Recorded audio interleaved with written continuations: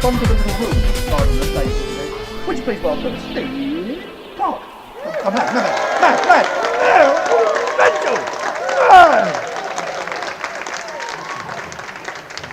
No, really, you're too kind. Thank you very much.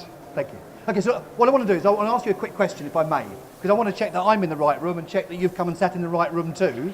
So, who here seriously would like more clients, more sales, and more profits? By show of hands, quick. Okay, anyone now realise they're in the wrong room, or are you in the right room? Because what I'm about is I'd like to share with you in the next half an hour, see what the cheers did. What I'd like to share with you in the next half an hour are some really fundamental things that I promise you, if you take action, will get you more clients, more leads, and more profits. Would that be useful? I mean, if not, you're just sitting down being cozy. I can tell you stories about my house in the country, my 5 kids, and a dog called Sam. It's a lovely story. Or I can hit you between the eyes with a few things that I promise will help you get more sales. Would you like A, the nice family fluffy one, or B, here's how it is? B. Okay. So we're going to crack on. We are in the right room at the right place. There's all sorts of nuggets you're going to pick up during the course of today. Anyone here yesterday as well? Okay, so over the couple of days, there's lots to pick up from lots of people. But rather than giving you convoluted theory and ideas of things, I'd like to give you something straight off the bat that if you go and do, will get you results. Have you all got pen and paper? Okay, here's what I'd like to do. Write down on your pads just now the names of 3 people that you know you should have called by now. Now, look at your face. I'd like you to write down 3 people that you know you should have called. 3 people that maybe someone that you've put a quote to that you haven't chased them up yet. Chase is not the great word, but followed up with yet. Maybe someone that made an inquiry to you and you haven't yet followed up that inquiry properly. You know, beggars belief, we're in tough times right now, but I've got a building project at home, and I've had 3 builders round. I told them exactly what I want, and I also asked them, how quickly, if we go ahead, how quickly could you do that? For most of you, is that quite a good buying signal? Yeah. So how come 3.5 weeks on, 2 of those 3 builders haven't even come back with a quote? Because they're builders, not good builders. Don't be one of those bad builders in your business. Follow up on things. Have you all got 3 names written down? Have you written them down? Because if you're not playing along, if you're not doing these things, it's pretty pointless me standing up here and just entertaining for half an hour. I get billed sometimes as an inspirational speaker, which is great, but I think I'm probably more of an irritational speaker. Because I just want to irritate the heck out of you until you do stuff. Because if you don't do this fundamental of picking up the phone and calling those 3 people today, you won't do it. So who's going to commit to actually call those 3 people today before the day's out? Show of hands. Anyone who call those 3 people? So really the rest of you are not going to or can't be bothered? Now let me give you an illustration. This might make more sense. I offered this out as a challenge at an event beginning of the year and said what I want you to do is to call 3 people, and I want you to call me before 10:30 the next day and tell me how you got on. And there was a room of about 100 people, and by 10:30 1 person called me. Yeah, but it's odd, isn't it? I can give you, do this, they don't do it. But one person called me up and he said, Steve, I listened to you last night. It was all very helpful, but I thought, why don't I make those 3 calls? He said, I've been a printer for 22 years, and so I decided this morning I'd actually do something, and I picked up the phone. And the first person I called, voicemail. I think I can see where this is going, it's all going to be my fault. Second person I called, I got an order. I thought, well, that's good. He said, yeah, and the 3rd person, when I phoned them, I also got an order. 2 out of 3. He said, but the orders were only £540 total. I thought, well, that's not really my fault, is it, if that's the price of his product? But I said, well, it's better than a kick in the pants. He said, yeah, but that's not why I called you. Why I called you is, I figured, after 22 years, if it takes you to tell me something so obvious, but I can get an order by calling 3 people, if I did that each day for 5 days, that would give me £2,700 of business. I said, well, that's getting better. He said, no, that's not why I called you. He said, I'm in business for myself, and if I had 4 weeks holiday a year, which of course I don't, when you're self-employed, you tend not to, but if I did, that would still give me 48 weeks a year that I could actually go and call people. And if I did that, that would actually give me not just the £2,700 for the week, but that would give me £129,600 in a year. I said, now we're talking. He said, no, that's not why I called you. He said, I've got 4 salespeople. If I could get them off their backsides to make just 3 calls a day, that's £518,000 I could get in extra business that I'm leaving on the table. Who now might pick up the phone today? Might. See, now, the thing is, might is the operative word there, because some of you still won't. But why don't you pick up the phone and call people? You do, on a regular basis. Excellent. I know a lot of people they're fearful of rejection. They're afraid of getting a no from someone and they're not going to do it. They don't want to be a nuisance or a pest. That salesperson keeps bugging you on the phone for things. Some of you relate to that? But get over yourselves. Who's got a really rubbish product or service? Anyone in here? No? Well, then it's incumbent on you to tell people how good you are. So you've got to get out there and talk to people. If you don't like picking up the phone, find someone that can do it. There's a nutty, curly-haired, nutty man over here. Anthony, stand up a sec. He really has got Kevin Keegan do. I like that hairdo. But he loves picking up the phone. He goes under the name of the telephone assassin. But he can pick up the phone, make calls, and get orders. So could you. So my tip number 1 that I want to give you before we get into the meat here is pick up the phone. Here's tip number 2. In fact, rather than a tip, it's a challenge. Who's up for a challenge? I've scared a few of you. Come on, let me say, who'd like a challenge? Oh, Liza, you don't know what the challenge is yet, do you? So in a couple of minutes, I'm going to ask you to come to the front of the stage, strip down to your undies. Whee! Do you know what worries me? That quite excited her. That's not the challenge. Here's the challenge, and this, again, I promise you will make a massive difference to your businesses if you'll do it. I'd like you for 7 days, you ready for this? Stop complaining. Now that is a toughie, eh? You thought picking up the phone was tough. 7 days not complaining. Your world will change. It's weird. I promise. I have 5 kids, like I said, teenage kids. Anyone teenagers? So 5 kids, and I used to come home and I'd come into the kitchen and the fridge and everything had been denuded of all food that was in sight, plates and pots scattered everywhere, and a mess. They haven't even got the decency to put the dirty washing up in the dishwasher that I provide for them. And I used to come home and get livid at my kids. And having done this quite a few times, in the house, oh, here we go. By the time I got about 500 yards down the road, I was starting to get worked up before I even got in the house, anticipating the mess. But it was when I was about 5 miles away one day, starting to get wound up, I thought, this isn't doing me any good. This is crazy. So I decided that I'd make the change. If you want to see a change in your life or in your business, it's down to you to make the change. So I decided I'd come home, and this day I've come in, and I've walked in all sweetness and light, and there's the mess everywhere. I said, wow, that smells good. What did you have? It smells delicious. And they're all looking a bit scared of me. And I started clearing up. They said, Dad, we'll do it. I said, no, you watch the TV, you lazy little shits. You watch the TV. You sit there comfy. Leave it to me. And I'm going away. No, Dad, we'll do it. No, I've got it. Tidied it. And away we went. Day 2, I came home. Same thing. Carnage in my kitchen. It all smelt great. So, oh, what did you have today? Any left for Dad? No, none left for Dad. Okay, I'll clear up. I said, no, we'll do it. I said, no, I've got it. And I did this day after day. But at the time I got home on day 4 of that week, guess what happened in my kitchen? It was spotless. They were so freaked out by Dad's change in the way he was that things came around. So think how you can apply that to your business. If you could stop complaining about suppliers or staff or people that are really good order processor takers and not really good salespeople, if we could stop complaining and just look at some really good, I don't mean away with the fairies or just lovely good stuff. You can have a moan inside for a second or two, but then when you check that and do good stuff, I promise you good stuff starts to happen. Do not become a crap magnet. Because if all you focus on is the crap, guess what? What's coming your way? A lot of crap. And people don't like crap magnets. This is just sticks on, it's horrible. So just don't focus on it. Otherwise that's what you're going to get. So who's up for that challenge for 7 days? So I'd like to hear from you in a week's time and tell me how it's changed. But it will be a bit tough. I've gone home now not being the moany man. I've been married quite a few years, but it's like I'm on a second honeymoon. I shouldn't go into detail. I won't go into detail. But let me tell you, the wife at home does not like moany husband coming back. The lovely husband making dinners and with a smile on his face, how was your day? What a change that's been. It's a really, really good trick. Don't tell my wife I'm working on her, okay? But it's a beaut.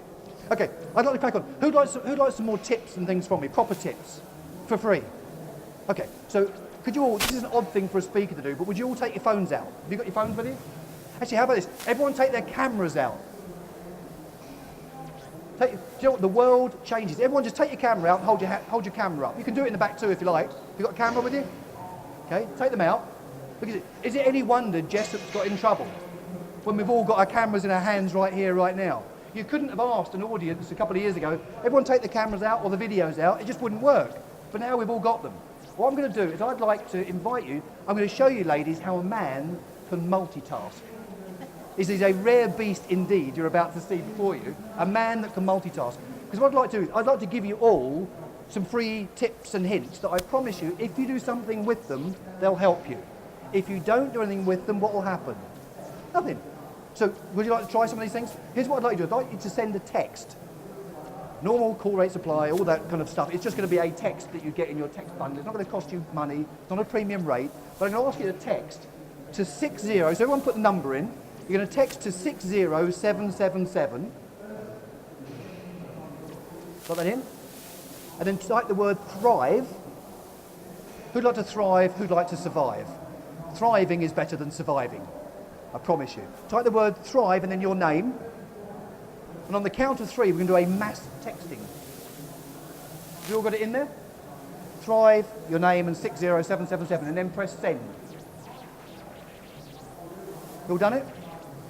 Okay, so what will happen is the man multitasking is going to send you a text back in a second. It's going to come through to you, and then it will say, that's great, well done. If you send me your email address, I can email you these tips. Fair? And as with anything else, if you've had enough, then you can unsubscribe whenever you like. And I don't sell lists on all that good stuff. But I promise you, I've been meeting people over the last couple of days here that have been getting my hints and tips, and their business has been improving. So give it a shot if you'd like. But you can put your phones down or away, but that will go backwards and forwards. Just make sure you check the email thing later on. So I've called this talk, what we've got left of it, Life's a Pitch and Then You Buy. Because how many of you here pitch to an audience of people? Anyone get involved with pitching to groups of people? One-to-one? Who does one-to-one pitching? Who pitches 1 to 20 or 30 or 40, 50 like this? How about 1 to 1,600 people? Does it get you out of your comfort zone? How about 1 to 1,600 people in Tehran, which I'm doing next month? That takes me out of my comfort zone, I promise you. But by doing these things, if you step outside your comfort zone, good stuff can happen. So I'd like to help you. The pitch that you make is really vital, and we're all pitching. How many people here pitch to an invisible audience? You know what I mean? Think about that one. Who's got a website? There's your invisible audience. And yet most of you don't have websites. Some of you have, forgive me, webshites. You're seriously, you haven't thought about what they're meant to do. So you haven't given a second thought as to what's going to happen when the visitor gets there, and how can you then engage with them. So you'll see when you get stuff from my email that I'm multitasking and engaging with lots of people with messages that will be compelling. So the headline on an email is vital to you. All these things will help. But if you're pitching to an audience, I'd love to help you. I've only got half an hour to do it now, but there are lots of subtle things that you need to learn that will help you engage with more people more often. I'd like to write this down. Have you all heard of ROI?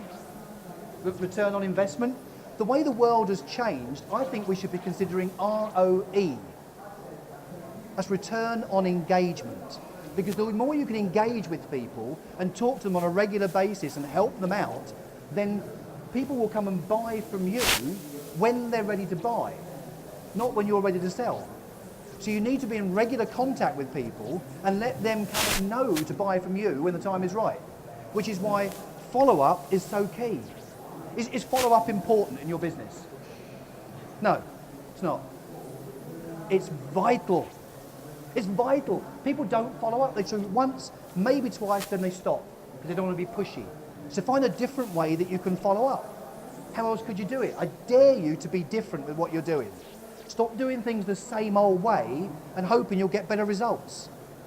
Who watches a sad video over and over again, hoping that this time it will have a happy ending? It's not going to happen. So in order to do things nowadays in business, you need to be doing more things more often, so it's more hard work in many respects, but the more you do, the more results that will flow. But what can you do differently? Who does direct mail here? Anyone send direct mail to people? One or two? No one else doing direct mail? Does direct mail work? Yeah? No? Not if you do it the same old way. Bless you. It won't work if you keep doing it the same old way. But here's a clue. My inbox is full. My mailbox is pretty much empty. So where might you get my attention very quickly? But if you send me the same old letter, give me an example of one of my clients just recently that didn't think direct mail worked. But they hadn't met Anthony and they were scared of making follow-up phone calls, didn't like cold calling at all, and they just weren't doing enough marketing. So I got them to send some direct mail, even though they thought it wouldn't work. But we sent some the way that they'd proven it not to work by sending it the same way they've always done it. So it was a beautifully crafted letter, typed up without any typos in the letter at all. Dear sir, to whom it may concern, la-di-da-di-da, all the way beautifully punctuated, and it was a work of art. They folded it beautifully, popped it in the envelope, and mailed that work of art over to you. Now what has that work of art that you didn't want become when it reaches your desk? Junk mail? Instantly. So what we did is we turned things around a bit, and I got them to type another letter up, but this time, before we printed it, I got them to put the letterhead the wrong way up in the printer. That confused the pants off them to start with. Then we printed out the letters the wrong way up on letterhead. And before she had a second, bear in mind too, this company actually do direct mail for a living. They're a mailing house for other people. So before she could put this letter in the envelope, I got her to screw it up in a ball, put that in the envelope, and then mail it. Now, when you get the envelope that comes through with a letter inside but screwed up, what do? Straight in the bin, or you're more likely to think, what's this, and uncrumple it? And it's the wrong way up, and you do this and read it this way up, and the headline just said, and this is the last thing we'll screw up for you. And I'm now responsible for screwing up so much mail around the country because people have taken it. You can take that, copy it, go and do it. But what happened is when she was doing follow-up phone calls, now she was following something up that was a bit different. Not the same old thing. Because when she followed up the old letter, nothing. It was just like the gatekeeper every time, blocking her calls. You had that experience? So this time round, what's happened is she sent the mailer through, and the first person that she called up, the first thing they said was, we haven't got time to work out your marketing genius. Was that you that sent the letter all screwed up? We've got no time for that nonsense. Bang, down with the phone. Well, I quite liked it because she did say the word marketing genius, so I'll take that one on board as mine. But there she is, this poor girl, with the first phone call and someone banging the phone down. I said, well, do you want to work with people that are grumpy and miserable like that? She said, no. I said, well, great, because they're not going to work with you.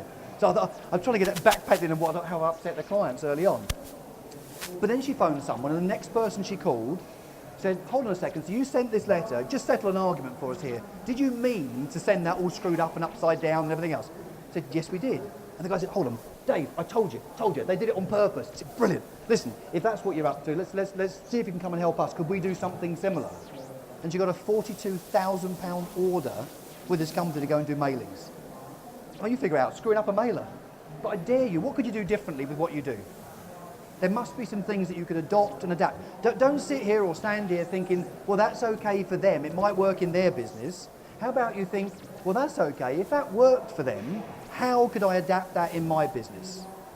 That's a much better way to come at it. Stop doing the same old thing and just hoping you'll get better results. One of the things that people have, they have a fear and a worry that they're going to be cast as a salesperson or a salesman. And people have this stereotypical image of what a salesman looks like. And so they don't want to be that person. But we've got a slow thing. I've got to tell you that a salesman, a good salesman in my book, it's all about listening. It's not about the gift of the gab. I'm here because I'm going to talk from the front of the room with a microphone on. It would be a pretty dull session if all I did was just listen to you right now, right? But as a salesperson, I know how to listen. Ask good questions and listen to what comes back. You wouldn't believe, at this show, people that are trying to peddle you their wares with how to be better salespeople, the number of people when I walk by and talk to them on their stands, look, make a cursory glance and they get busy doing something else. They don't ask questions, they just start selling at you. And if that's what you do, stop it. Ask questions and listen to what people are saying, and you'll be amazed at the sales leads that start popping out of the woodwork at you. See how you can do that? The other question I've got is, once you think about what it is you're selling, have you actually got a product that people want rather than just need? You know, this particular one, it's pretty obvious what you want when you get into this particular store, right? But have you got a product people want rather than just need? And there's a subtle difference between those two. Anyone here in health and safety? No? Okay, so just have fun now, because this can be on the video as well at some point. Have fun with me on this one. I'd like you, out loud, on the count of 3, to make the noise out loud that you all just made in your heads when I mentioned health and safety. Ready? 1, 2, 3. No, nice and loud. 1, 2, 3. Oh, imagine if that was your business. Doesn't that suck? But the thing is, it doesn't have to be like that, because the health and safety people come and wag their finger at you all the time. You need to have it or you're not compliant. You've got to have it. And they think they've got the upper hand, but in fact they upset more people. If they would get their head around helping people with a want, great stuff could happen for them as well. Let me give you an example. There's a pond company put a pond into our house quite a while ago, during the good days, when there was a lady running around the countryside, fiery redhead t-shirt, and a lack of underwear, Charlie Dimmock. Remember Charlie Dimmock? And on ground force, and your life was not complete unless you had a water feature. Remember those things? You had to have a water feature. Then the recession bit. The last thing you're spending a few grand on is a water feature. Well, these people were doing the same old thing, same old way, and I'd asked them a couple of years back, so how's business? They said, well, really, we're struggling. Because they were trying to sell these water features to the same kind of houses, and the market had gone away. Kind of that camera example earlier on. So the market had gone, but they're trying to do the same thing, hoping they can massage it back to life. But that's like pushing rope. It's not going to happen. It's real hard work. So I said, well, I know. Why don't you go and sell to the big places, like the housing companies, the builders, the developers, golf courses, where you can put in lakes, because they're still buying to help sell their houses. And what they said, and listen to this, what they said was, then we need to have ISO 9001. We need to have 14,000. Because they'd got this needy thing about health and safety, they'd never bothered to go down that road, and their business was disappearing. So I spent about half an hour coaching them into how their business could look if they actually wanted to have that stuff done. How good could business be if they had that? And I thought I did quite a good job with them. But some time went by, and they sent me a note saying, Steve, really sorry, but we can't come and clean your pond, ... ask us why. So I feared the worst. I'm thinking, well, they've just gone, they're out of business, that's it, all done. But I spoke to Nikki, and to my great delight, she said, oh, Steve, I'm really sorry we've got to put it off, but we're just so busy. We just won the contract to put the water features in at the Olympic Park. How's that for a change of direction? They've look at their website, they've done Hampton Court Garden since, and all sorts of wonderful work they're getting. And their dream, when I first met them a few years ago, they were living in a 2-bed semi in Stevenage. Their dream was to have like 10 or 15 acres in the countryside with outbuildings they could keep all their equipment in and everything else. Well, they're coming to do my pond again in a couple of weeks' time, and when I spoke to them, they're actually living out in the country in Norfolk with 10 acres and outbuildings. If it's possible for them, maybe if you change the way you do a few things, just maybe, there could be a huge impact on your business too. We talked about niching earlier on, didn't we, when we came in? How many people know what niching is in their business? You know what niching is? No? Yes? Not? Okay, let's see if we're awake now. Who knows what niching is? By a show of hands, do you understand niching? You don't. Some of you don't. Okay. Niching your business, for me, and again, it doesn't really matter what I've done with my business, but some of you read the bio. When I niched my business, I had an IT company, the last company that I had, and we took that from somewhere under $1 million. It was going quite well as a little cash cow business, but we didn't have a niche. When we discovered a niche and focused our attention on a particular market, we could supply these spare parts to anyone for any computer. And as soon as you're supplying anything to anyone and everyone, you become a generalist. Do generalists get more money than specialists? No. So we specialised and found a proper niche, and we grew that business from standing start pretty much to 30 million in 8 years. 30 million a year in 8 years, and then sold it in 2005, which allowed me to retire. This is me being retired, look. Up early in London, drinking too much tonight. I shouldn't say that on camera. The night before I'd come to, it was a school day and I was out drinking last night. How bad is that? But seriously, if you niche your business, come and talk to me about that. I'm happy to explain how you might niche what you do. But here's the really good news. You don't need to have one niche. You can have lots of niches. But if you don't, this pitch idea of pitching to people, you're trying to pitch a one-size-fits-all message, and you'll just miss your market completely. You know if you're niched when someone says to you, as soon as you open your mouth and explain what you do, if they say to you, so how much does that cost, you're not niched. The very last thing they should say is, what would that cost? After we spent our time yesterday doing one of these talks, a lot of people come over and talk to me who want to then do some coaching and mentoring with me. And it was the very last thing that they said is, what's that going to cost us? But they'd already justified why they would be doing it. Are you getting your message clearly across to people? Do they know why they would benefit from doing business with you? As you walk the show for the rest of today, have a look at all the banners and the pop-ups and things that are there. Because It doesn't matter what you do. It doesn't matter what your product is. It doesn't matter what the widgets are about, or the features. No one cares if you've been in business 23 years. Get over it. What do people want from you? What do they want? Sorry? Value for money. That would be one thing they might want. What they want is a solution to a problem. They want the benefits of what you do. Yeah, I'm a business coach. What's the point of me telling people I do business coaching? Who wants a business coaching here? Anyone? Who got a response? In fact, I was trying to give money away earlier on and people didn't come and get that, which is really odd. That saved me a couple of quid. But people don't want a business coach. Who would like, the first question I asked you, remember, is who would like more sales, more clients and more profits? Quick show of hands. Well, that's everyone. Well, that's what a business coach can do if you get the right one, or a business mentor or mentoring groups. Okay, so here's a question for you. If I could help you increase your business quite dramatically. One of my clients is a cleaning business who had been pitching really badly. They're a commercial cleaning company, about 6 million a year, but last year when they have to go, you go to tender, big tenders that you have to put in for. So last year they put 100 tenders out to respond to. They take a long time to do. Out of that, they've been asked 75 times to go and actually pitch for it, which they did, and out of that they won one contract. Now imagine you're all business coaches now. Where do you think their problem might be? With their pitching maybe? So I went along on one of their pitches. It was painful, toe-curling painful, because what they were saying to people about the XYZ scrubber dryer, and this chemical and that chemical, and this machine and that machine, and the wattage, ampage, and all these things. And the people at the other end were doing one of these, thinking, what's this all about? So when I went and did one of the first pitches for them, it was to a large studio organisation, the Harry Potter attraction. And we went in, and these people were absolutely petrified of making the presentation. So we're walking into this big boardroom, and around the table all the heads of this place, and they were petrified. And so I'm leading this particular pitch. Now the first thing I've done when I got to his feet is to say, ladies and gents, I've got to explain, my team here are absolutely crapping themselves like this is the X Factor final. And my team are going, what's he just said? What's it that they're important? What's he said? And at that, the head of the group got up, came round the table, and gave my girl a hug, and just said, all we want to know is how can you help us? Now, did you hear what she just said? We want to know how you can help us. We don't care about your XYZ scrubber dryer. And we won the contract. Last year, we wrote £1.87 million of extra business because we started getting the business each time. And what's really cool, imagine this, if you look at your client lists and testimonials, when we're going to pitch for another school somewhere, and they say, okay, what other schools do you clean? Try Hogwarts. So it's quite a cool one to have on your customer list, isn't it? But so what did you do? I dare to do something differently.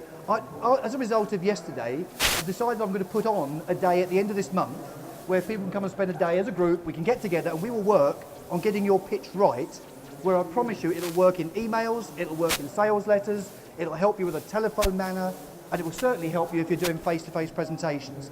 If you could have a dramatic effect like I've just described to you with that cleaner, would that be useful to come and spend a day with me learning to do that? Yes or no? Yeah? Who'd like to come and spend a day with me doing that? Quick show of hands. Let me see them. Keep them up a sec. Keep your hands up. So you'd like to come and spend a day with me do that? Okay, so I've got to tell you, I'm like Apple. I'm reassuringly expensive, but I get results. So just put your hands up again. Want to see this? Keep your hands up high. You can come and spend a day with me. It's going to cost £1,000. Who'd like to come? Shit. I expect you all to put your hands down on that one. I've underpriced everything completely. Okay, it's not going to be that.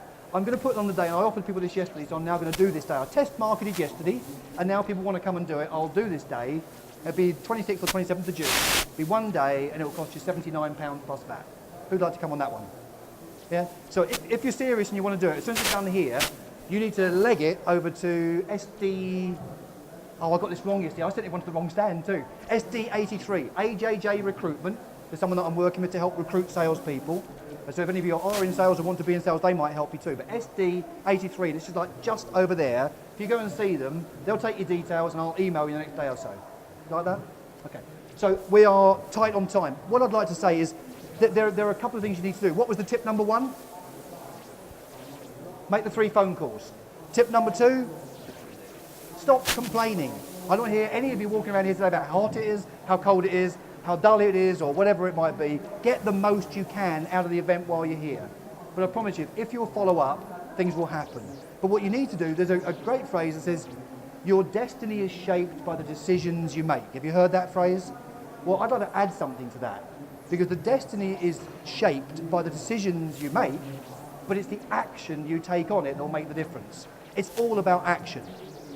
So let's see what we can try and do with that. We are on the money now. I'd love to stay and talk to you all after this, and I'm here all day, I will be. But if you go over to my girls at SD83, I've then got to unplug and run in and plug in next door. Thank you very much for your time.